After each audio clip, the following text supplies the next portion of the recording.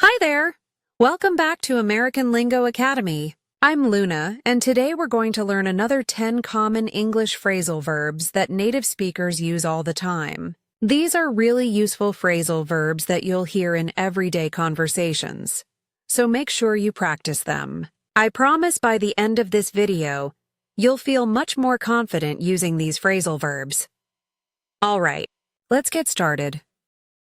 Number 1. Cash up. This means to count all the money at the end of the day, usually in a shop or restaurant. When workers finish their shift, they need to make sure all the money is correct. It's a really important part of closing a business for the day. For example, imagine you work at a coffee shop and your shift is ending. You say to your coworker, "We need to cash up before we leave tonight." The manager wants to know the total sales. You count all the bills, coins, and credit card receipts to make sure everything matches. Here's another one. Maybe you're training a new employee at a store and they're nervous about closing procedures. You tell them, "Don't worry, cashing up is easy. You just count all the bills and coins in the register and write down the amount. It only takes about 10 minutes once you get the hang of it." Number 2. Cast about for.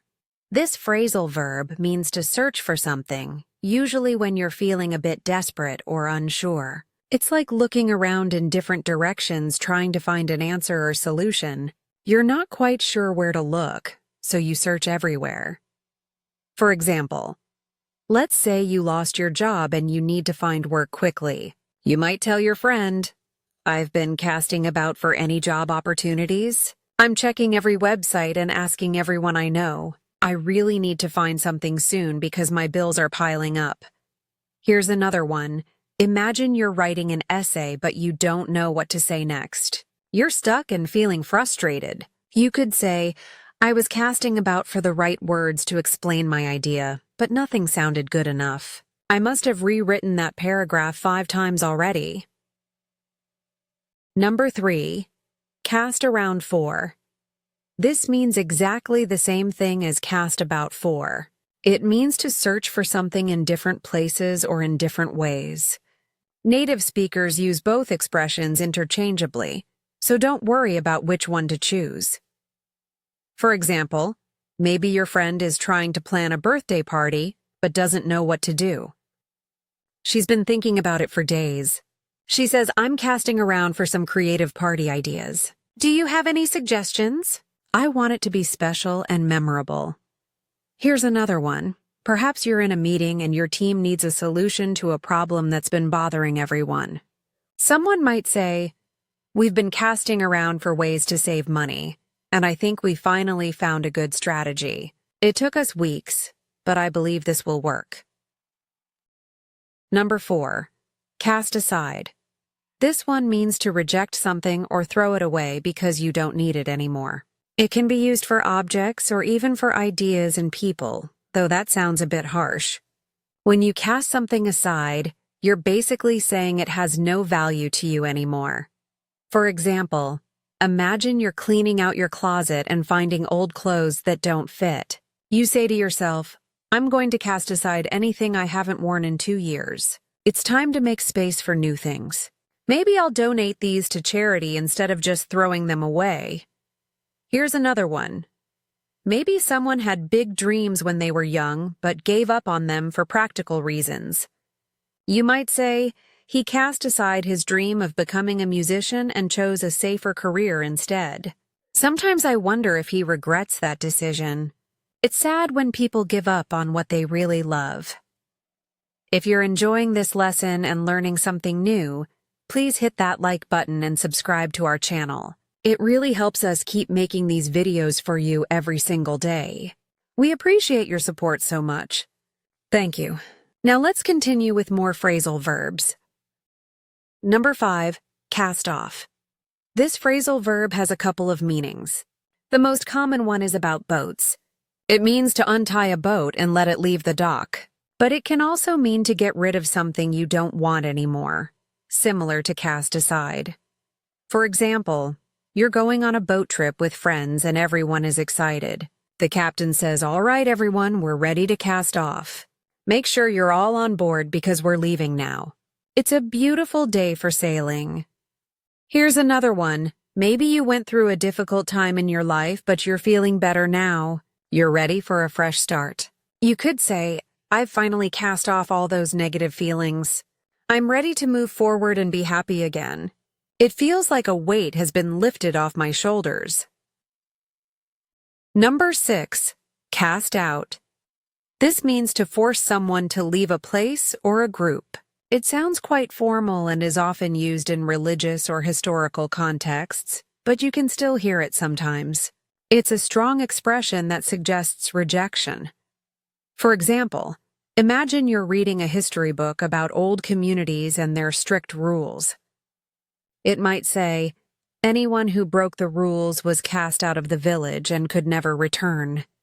They had to survive on their own in the wilderness. Here's another one. Maybe you're watching a fantasy movie where someone gets banished for a crime. A character might say dramatically, the king cast him out of the kingdom for betraying the royal family. He lost everything, his title, his lands, and his honor. Number 7, cast round for. Once again, this means the same thing as cast about for and cast around for. It means to search for something in different directions. British speakers use this one a bit more often, but Americans understand it too. For example, you're trying to find a good restaurant for dinner, but nothing sounds appealing tonight. You tell your partner, I've been casting round for somewhere new to eat. Every place I find has bad reviews or is too expensive. Here's another one. Maybe you're a teacher looking for fun activities for your students because the usual lessons aren't working. You say to another teacher, I'm casting round for engaging lesson ideas. The kids get bored so easily these days, and I want to keep them interested and motivated. Number 8, cast up.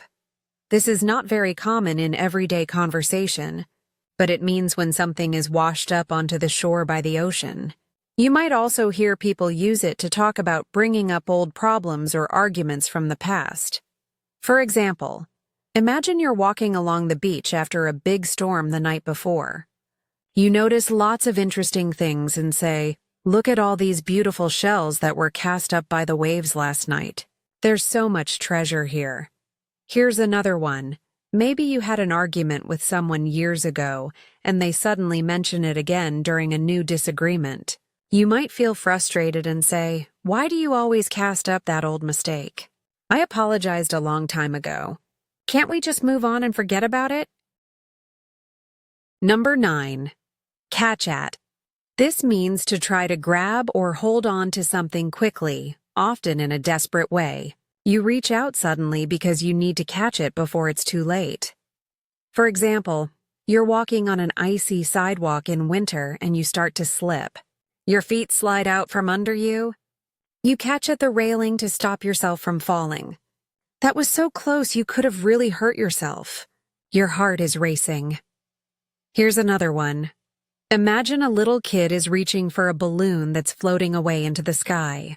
You might describe the sad scene by saying, the child was catching at the string, trying desperately to hold on, but the balloon went higher and higher until it disappeared into the sky.